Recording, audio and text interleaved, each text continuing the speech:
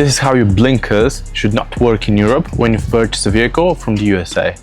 We'll be performing the necessary procedure to change the setting from the USA to Europe by using McLaren Diagnostic tool in combination with Diagcode AI. We've already asked Diagcode AI how to perform the necessary procedure, and it's given us very good and detailed how to do instructions. The next step is to use McLaren Diagnostic tool by Diagcode to execute the procedure. We've connected McLaren Diagnostic tool to the car and we've selected the make and the model of the vehicle. We then need to connect to the switch control unit gateway module.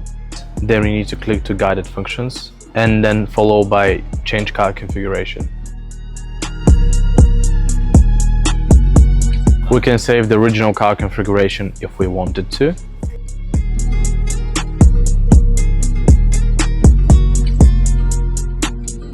And then we can begin the change of the market setting. As you can see, the current selection is USA and we want to choose a different value, in our case Europe. The final step is to approve the car configuration setting, and you can see how quickly this happened.